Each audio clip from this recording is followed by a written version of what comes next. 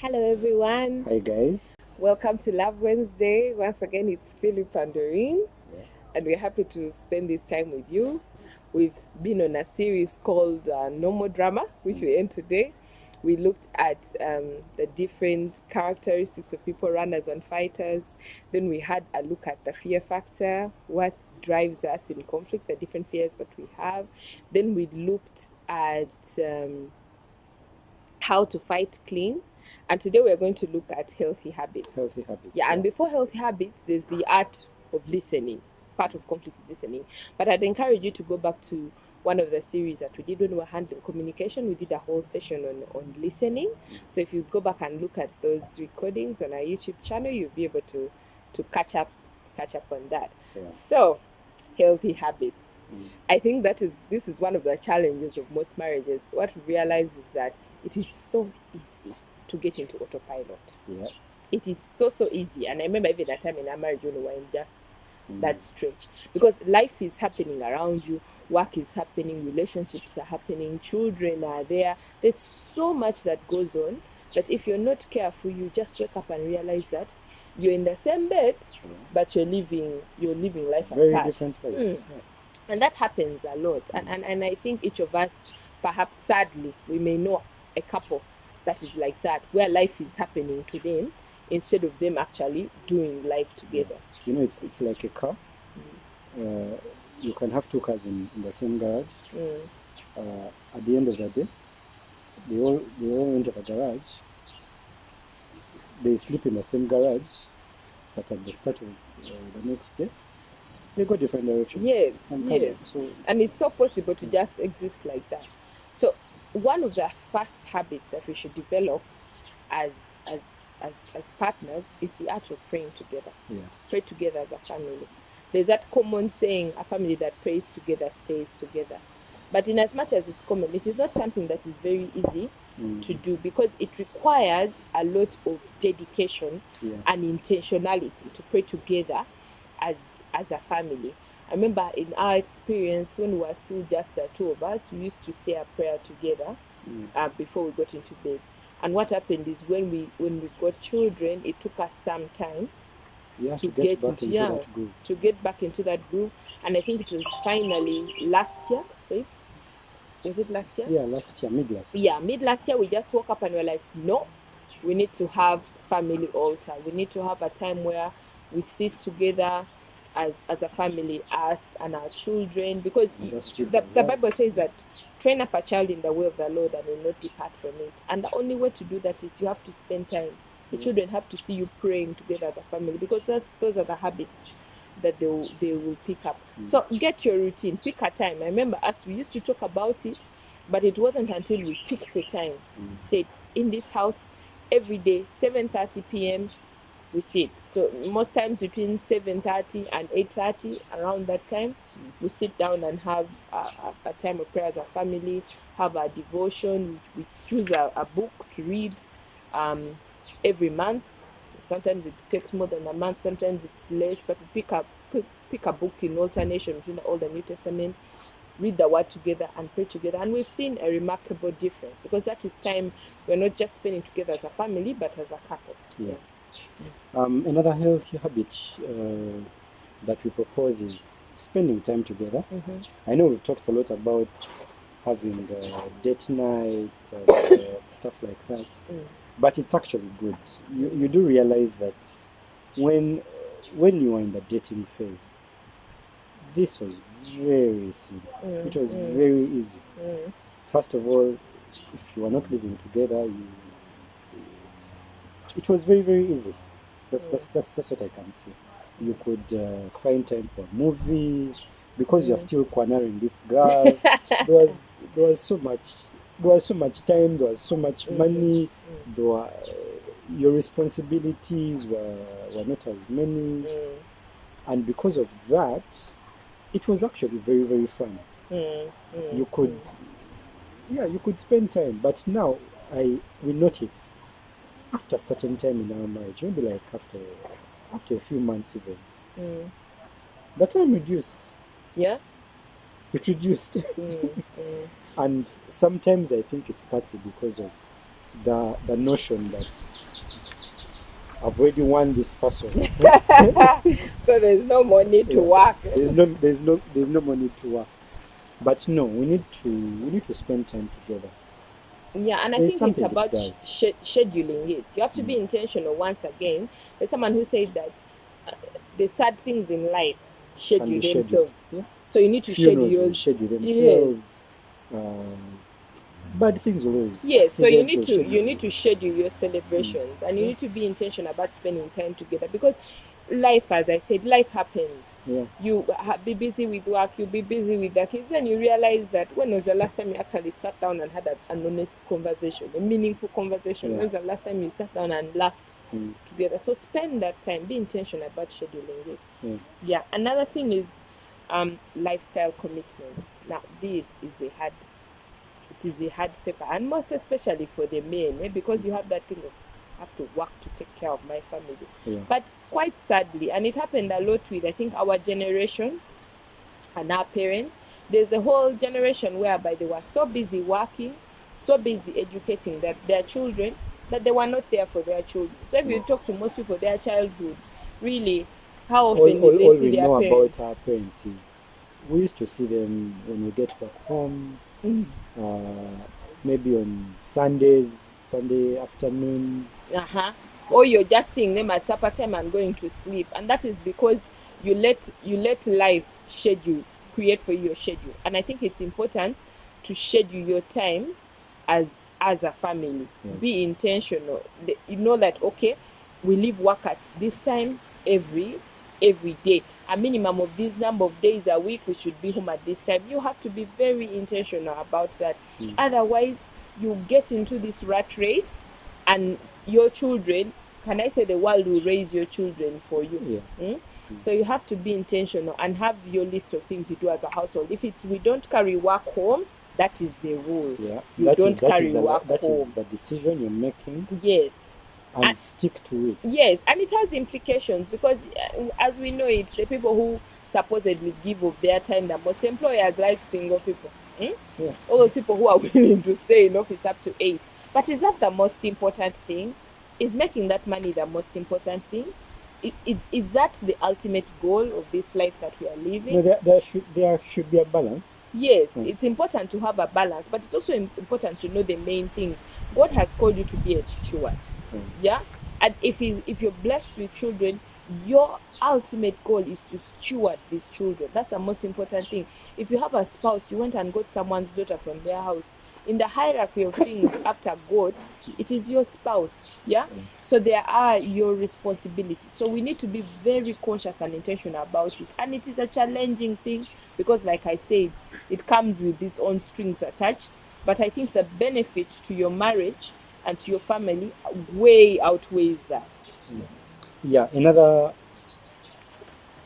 one is setting boundaries for our kids. Yeah. One thing that we are privileged to do right now is have our kids sleep early. Yeah. I think by 8 they should be asleep. They should be asleep by 8, and wake up by what? By 6:30. If it's school time, usually about 6:30. It's not school, they wake up whenever they want to wake up. But our children are early risers, they take after the father. Yeah. So why this is important is it helps create patterns for them. You know, like we say children are creatures of habit. You need to set those patterns, and also it helps them. It helps them mentally. It helps them physically. Yeah. And it's not even just that; it's an added benefit to your marriage. Yeah. It means that you have time to spend together as a couple. You have time to spend together. You reduce the stress, and especially for women, when the kids stay up, you get so exhausted.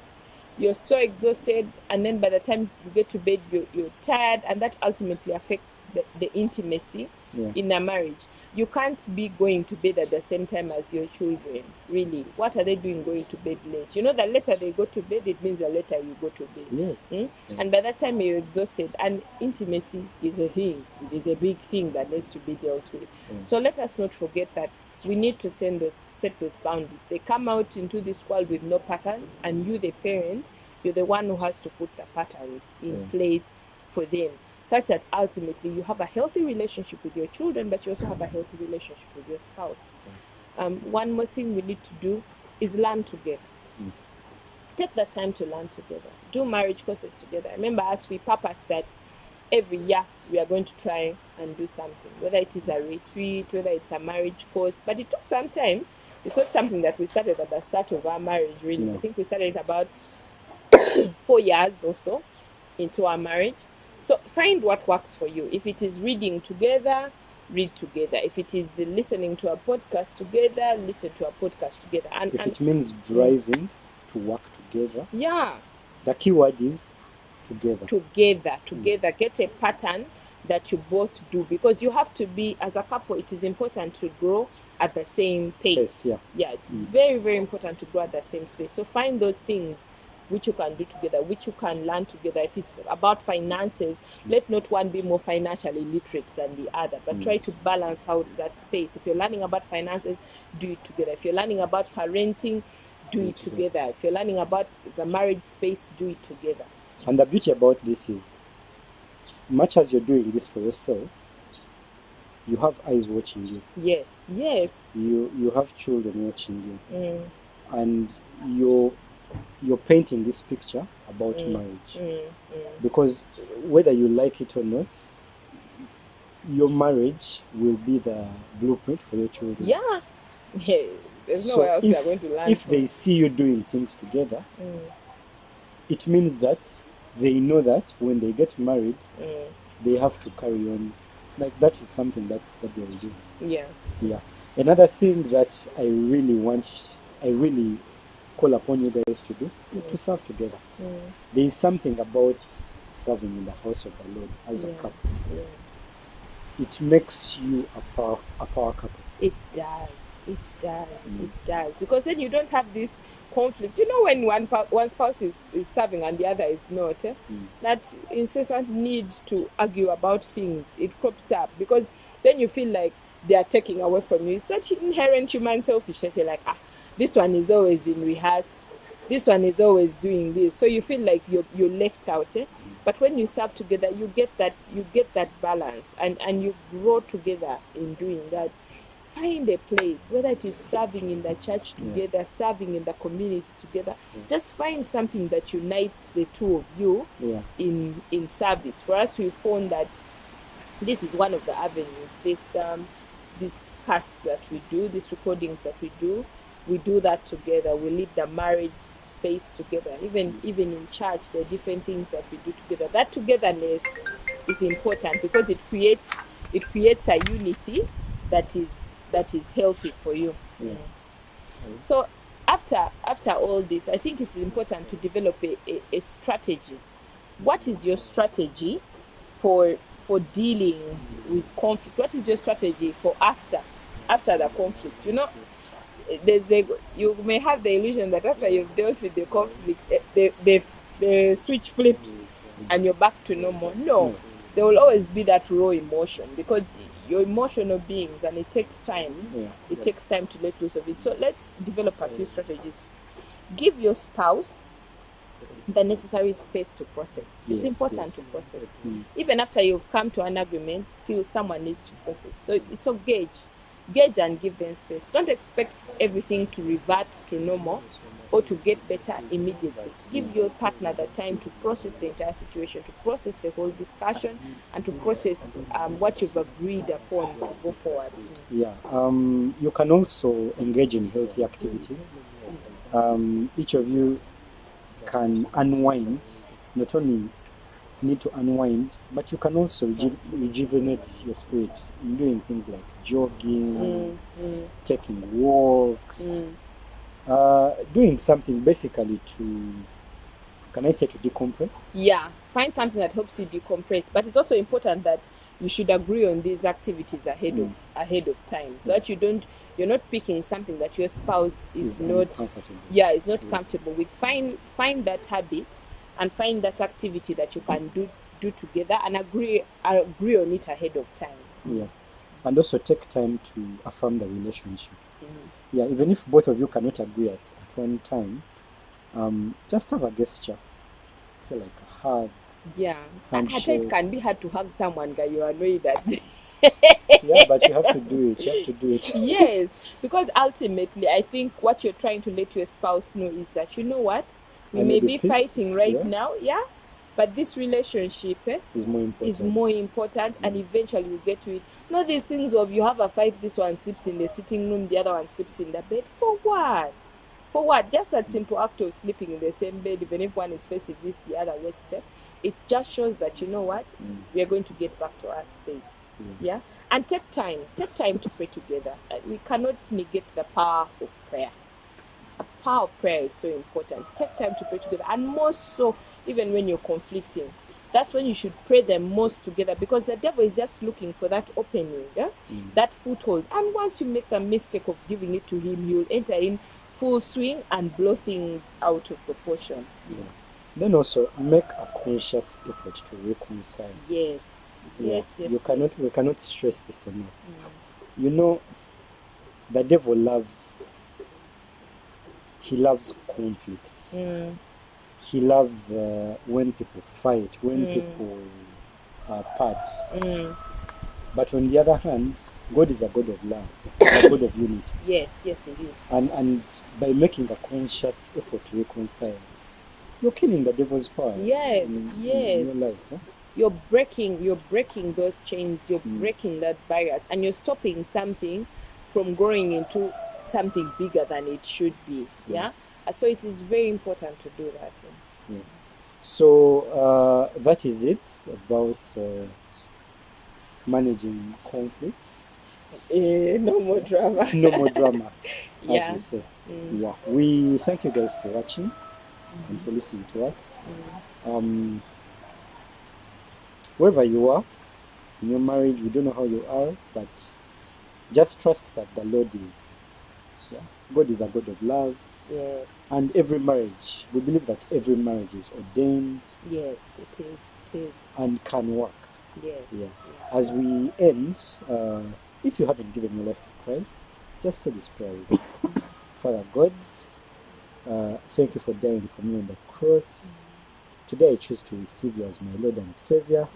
May you take charge of my life. May you take charge of all that I do. This day I believe that I am your child and that your promises are true to me. I thank you, and may your name be lifted high. In Jesus' name we pray. Amen. We believe in Rooted Community Church that as He is, so are we in Christ Jesus. In Christ Jesus. Yeah, you're the righteousness of God, and it's all through Christ. It's not through the things you do, but it's through the price that Christ paid. Yeah. Okay. See you next week. See you next Wednesday. Bye-bye. Bye.